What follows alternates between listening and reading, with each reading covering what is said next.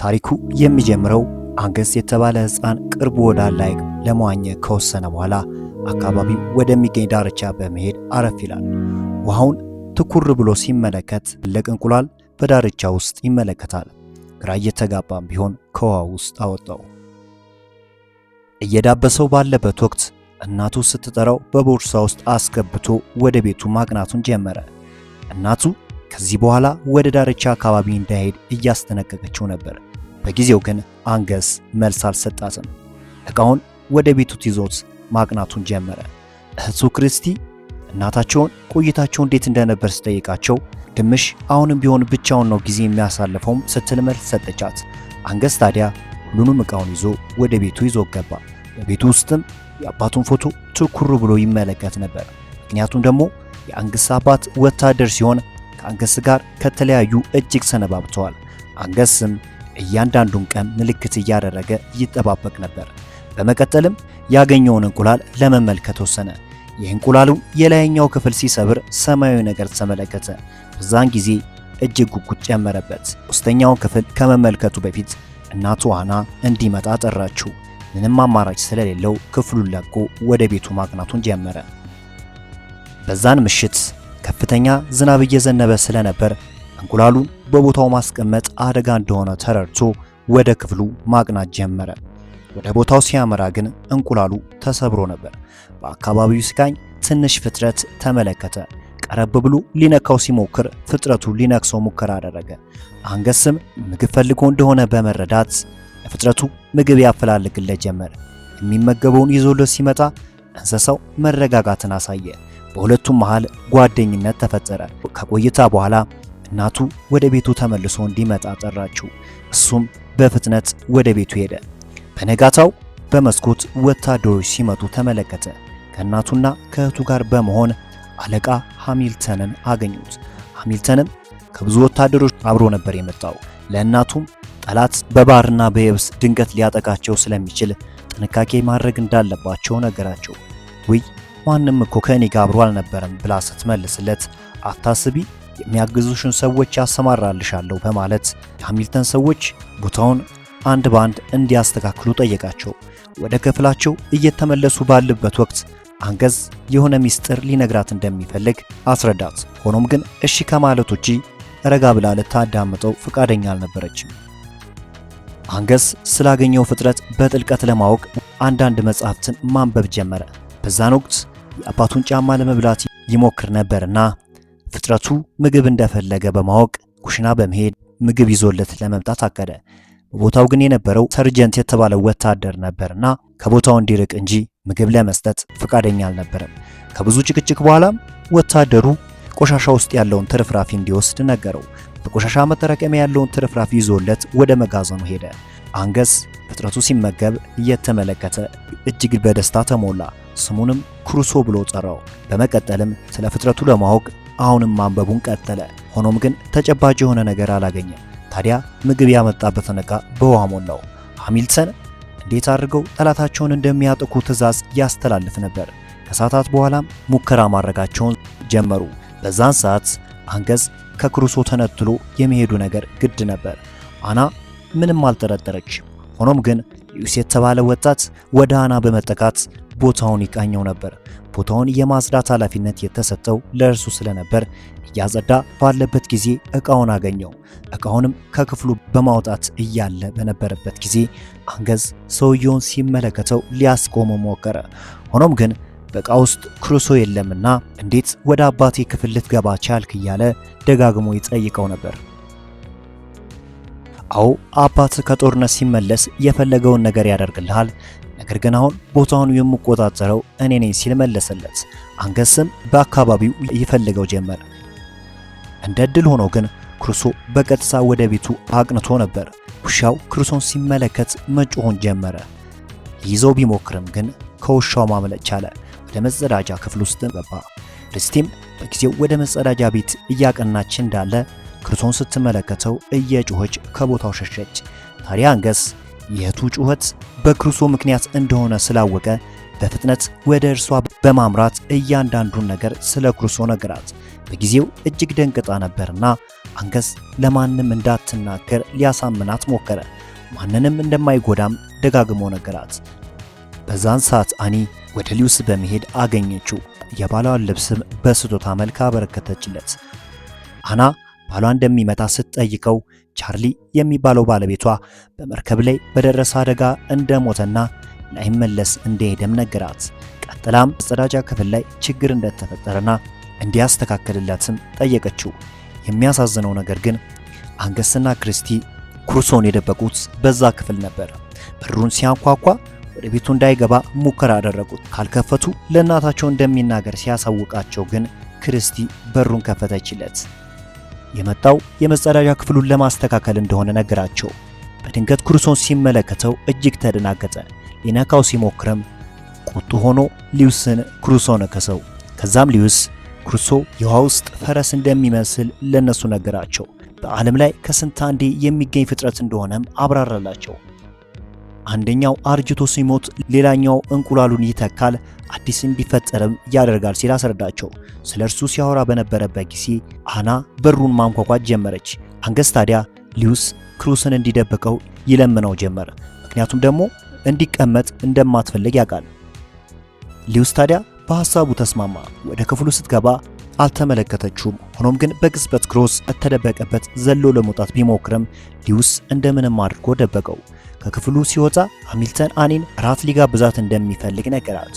ሆኖም ሊዩስ ለአንገስ ክሩሶ ከቤት መውጣት እንዳለበትና ወደ ባህር ሊመልሰው እንደሚገባ ነገረው።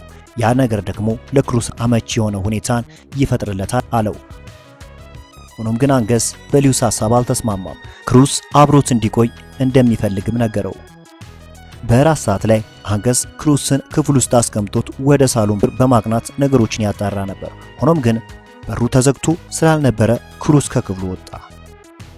ክሩስ ከክፍሉ ሲወጣ ውሻውን ተመልክቶ ስለነበር ያሯሩጦ ጀመረ። ሆኖም ግን ሁሉም ሲመለከት የነበረው ውሻውን ነበር እንጂ ክሩስን የተመለከተው አንዳችም ሰው የለም። በአካባቢው ባለ ፋውንቴን ውስጥም ዘለው በመግባት አመለጣቸው።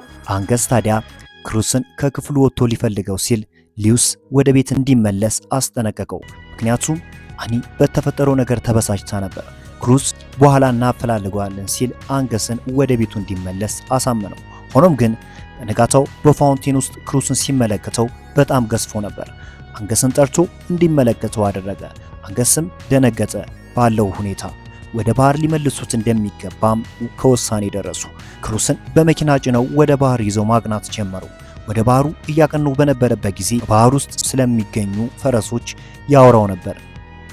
በመጨረሻም ከባህሩ ሲደርሱ ከመኪናው ጎትተው ወደ ሐይቅ ይወስዱት ጀመር። ክሩስም በባህር ውስጥ እየዘለለ ይወራጭ ነበር። ሆኖም ግን አንገስ ክሩሶን ስለተለየው ደስተኛ አልነበረም። አማራጭ ስለሌለው ከክሩስ ጋር ተለያየ። ሊዩስ ታዲያ ወደ አባቱ መጋዘን ሲመለስ ሃሚልተን በቦታው ነበረ። ሃሚልተን በሕፃኑ ላይ በሚያደርገው ተጽዕኖ ደስተኛ አይደለምና ሊታሰብበት ይገባል ሲልም ነገረው። አይ ስላንተ አመለካከት አይመለከተኝም ሲል ሊዩስ መለሰለት። በነጋታው ቲሚና ሁይ የተባሉ ጓደኛሞች አሳ ለማጥመድ ወጡ። በድንገት ግን ሁይ ትልቅ ፍጥረት እንደያዘ ይሰማው ነበር። ሊያወጡ ሲሞክሩ በተቃራኒው እነርሱን ይስባቸው ጀመር። ሲመለከቱትም ክሩስ እጅግ በጣም ገዝፎ ነበር። ጂሚና ሁይ እጅግ ደነገጡ። ሆኖም ሁይ ትልቁን ፍጥረት ለመያዝ ሙከራ አደረገ። ምክንያቱም ደግሞ ብዙ ገንዘብ ያመጣል የሚል እምነት አለው። ጂሚ ግን በሐሳቡ አልተስማማም። ክሩስ ታዲያ ወደ ባህሩ እየሳባቸው በነበረበት ወቅት ያጠመዱበትን ገመድ በጥሰው ክሩስ ወደ ባህሩ እንዲገባ አደረጉ። በጊዜው በጣም ደንግጠው ነበር። ከቀናት በኋላ ሃሚልተን አንገስን ከወታደሮች ጋር አብሮ እንዲሰራ ነገረው። አንገስ ከወታደሮች ጋር አብሮ መስራቱን ተያዘው። በነገሩ ግን እጅግ ተሰላችቶ ነበር። አንገስ ወደ ዳርቻው በማቅናት ወደ ቦታው መሄድ ጀመረ። በትንሽ ጀልባ ላይ በመሆን በቦታው ይፈልገው ጀመረ። ታዲያ ድንገት ከየት መጣ ሳይባል ከውሃው ብቅ ቢልስ? አንገስ በጣም ደነገጠ። ሆኖም ግን ከታንኳው ዘሎ ወደ ክሩስ ላይ ዘሎ ተጠመጠመ። ክሩስ ላይ በመሆንም በውሃው ላይ ይዝናና ጀመረ። ክሩስም ወደ ውሃ ውስጥ ይዞት ይገባ ነበር። ክሩስ በመጨረሻም አንገስን ወደ ዳርቻው ይዞ ሲወጣ ቅርብ ቦታ ላይ ስለነበር በቅርበት እንዳለ ስላወቀ ሰርጀንት የተባለው ወታደርን ወደ ክሩስ ይዞት ይሄድ ጀመር። ውሻው ወደ ሐይቁ በፍጥነት ሲያመራ ሰርጀንት ወደ ሐይቁ ማምራቱን ተያያዘው። በአይኑ የተመለከተውን ነገር በጊዜው ማመን አልቻለም። በዛም ምሽት አንገስ ከክሩስ ጋር ያሳለፈውን ነገር አንድ ባንድ ለሊዩስና ለክርስቲ ነገራቸው። ከብዙ ጊዜ በኋላ እንደዚህ ሲደሰት አይተውት አያውቁም ነበር። አኒ በሩ ላይ ሆና ስለምን እያወሩ እንደሚስቁ ታዳምጣቸው ነበር። ልክ ሊዩስ ሲመለከታት ከቦታው ሄደች። ሆኖም ግን በፍጥነት ወደ እርሷ አምርቶ አገኛት። አኒ ልጆቿ ደስተኛ እንዲሆኑ ስላደረገ ሊዩስን አመሰገነችው። ምክንያቱም እንደዚህ ከተደሰተ ለብዙ ጊዜ ቆይቷል። ጊዜው ግን ምንም ነገር አልነገራትም። ሕፃኖቹም ሊዩስና አኒን ተደብቀው ይመለከቷቸው ነበር። ሃሚልተን ዌድኔስሌይ የሚባለውን ሰራተኛውን በመጥራት እያንዳንዱን ሁኔታ እንዲከታተል ነገረው። ዌድኔስሌይም እስካሁን ምንም መጥፎ ነገር እንዳላገኘበት አስረዳው። ጂሚ ጆክ ለተባለው ወጣት በባህር ውስጥ የተለየ ፍጥረት እንዳየ ነገረው። ጆክም ፍጥረቱ ከቱሪስቶች ከፍተኛ ገንዘብ ሊያስገኝ እንደሚችል ብዙዎች ልዩ ፍጥረት ስለሆነ ሊመለከቱ ፍላጎት ይኖራቸዋል ሲል ነገረው። ሆኖም ውሂ በሐሳቡ አልተስማማም ነበር። ጆክ ግን ዓለም ስለዚህ ፍጥረት ሊያውቅ ይገባል ሲል መለሰለት። በሌላ ቀን ሃሚልተን አኒና ልጆቻቸው እስካሁን የተሰራውን ሥራ ለማየት ወሰኑ። ወደ ተራራም በመውጣት ያላቸውን መሳሪያ ሃሚልተን ያስጎበኛቸው ጀመር። ሙከራ እንዲያደርጉም ወታደሮችን አዘዛቸው። መሳሪያው ክሩስን ሊያጠቃው እንደሚችል የተረዳው አንገስ እናቱን እንድታስቆም ደጋግሞ ጠየቃት። አኒ ግን ምን ማለት እንደፈለገ ስላልተረዳችው አትረብሸኝ የሚል መልስ ነበር የሰጠችው። ወታደሮቹ ወደ ውሃው መተኮሱን ጀመሩ። ክሩሶም ታዲያ ከተኩሱ ለማምለጥ ሙከራ እያደረገ ነበር። ጂሚና ጆክ ክሩሶን ለማምለጥ በሚሞክርበት ጊዜ ፎቶ ለማንሳት እየተዘጋጁ ነበር። ሌላ ነገር በመጠቀም በጋዜጣ ላይ እትም አወጡ። ከቀናት በኋላ ስትረንግ ጋዜጣውን ሲያነብ ከዚህ በፊት የተመለከተው ፍጥረት እንደሆነ ተረዳ። በዚያን ምክንያት እርሱና ባልደረቦቹ ፍጥረቱን ለመፈለግ ወሰኑ። በዛ ምሽት ክርስቲ ወደ አንገስ ክፍል በማምራት ክሩሶ ደህና መሆኑን ለማየት ወደ ሐይቅ መሄድ ጀመሩ። ዳርቻ ላይ በመሆንም አንገስን መጣራት ጀመረ። እርሱ ግን ምላሽ አልሰጣቸውም። ልክ ከውሃው ሲወጣ ክሩሶን አላወቀውም ነበር። እንዲያውም ሊውጠው ሙከራ አደረገ። በወቅቱ አንገስና ሊዩስ በሁኔታው ተገርመው ነበር። አንገስ ሊዩስን ውሃ ውስጥ እንዲገባ መፍቀድ አልነበረም እያለ ወቀሰው። ስትረንግ ከባልደረቦቹ ጋር በመሆን ክሩሶን ለመግደል ማፈላለግ ጀመሩ። ወደ ዳርቻው ሲመለከቱ ውሻቸው በሚጮህበት ጊዜ የሆነ ነገር ተመልክቶ እንደሆነ ተረድተው ነበር። ጀልባው ውሻው ወደሚጮህበት አቅጣጫ እንዲሄድ አደረጉ። ሆኖም ግን ክሩሶ ውሻውን ምንም አላደረገውም፣ እንዲያውም ይንከባከበው ነበር። በዛን ጊዜ ሁሉም ጸጥ ማለትን መረጡ። ወታደሮቹ ምን እንደሚፈጠር እየተጠባበቁ በነበረበት ወቅት ከየት መጣ ሳይባል ጀልባውን አንቀሳቀሰው። ወደ ክሩስ መተኮሳቸውን ጀመሩ። ሆኖም ሌሎች የተረዱት ተኩሱ የመጣው ከጠላት እንደሆነ ነበር። ሃሚልተን ከጠላት ተኩስ እንደተቃጣበት አሰበና ሁሉም ወታደሮች ምላሽ እንዲሰጡ አዘዘ። አኒም ልጆቿን የተጠበቀ ሁኔታ እንድትሸሽግ ነገራት። ሆኖም ግን አንገስ በቦታው አልነበረም ነበር። ምንም እንኳን ደስተኛ ባይሆንም አብረው እንዲፈልጉት ወሰነ። ክሩስ ሊያጠቃው የመጣው ስትረንችን ወደ ባህር አስገባው። አንገስም ወደ ባህሩ በመግባት ክሩስን ለማስቆም ሙከራ አደረገ። ክሩስ ግን አላዳመጠውም ነበር። ወደ ባህሩ ሲገባ ሚዛኑን መጠበቅ ስላልቻለ በጥልቀት ሰመጠ። ወደ ዳርቻው ከተመለሰ በኋላ ሕፃኑ ራሱን ስቶ ነበርና ሊዩስ እንዲነቃ ማድረግ ሙከራ ቢያደርግም ያ ነገር አልሆነም። ከተደጋጋሚ ሙከራ በኋላ ግን መንቃት ቻለ። ክሩስም በመንቃቱ እጅግ ተደስቶ ነበር። ሃሚልተን አሁንም የሚያስበው ሁሉን ነገር ያደረገው ጠላት እንደሆነ ነበር። ምንም ነገር ባያይም ወደ ሐይቁ እንዲተኩሱ ትዕዛዝ አሳለፈ። በቦታው ሲደርሱ ክሩስ በባህሩ መደበቅን መረጠ። እናቱ በመመልከቷ ተደሰተች። ስለ ክሩስ ሊያስረዳስ ቢሞክርም እጅግ ተናዳ ስለነበር ማውራትን አቁም ስትል መለሰችለት። በዛን ወቅት ግን ክሩስ ከኋላቸው ይታይ ነበረ። በመጨረሻም የአንገስን ሐሳብ አመነችው። ሃሚልተን ሲመለከተው ድንጋጤ የፈጠረበት። ወዲያው ወታደሮቹ ተኩሳቸውን ጀመሩ። አንገስ ዘሎ ክሩስ ላይ በመውጣት ከተኩሱ ሊያስመልጠው ይመራው ጀመር። አኒ በጣም ተናዳ ሃሚልተን ተኩሱን እንዲያስቆም ነገረችው።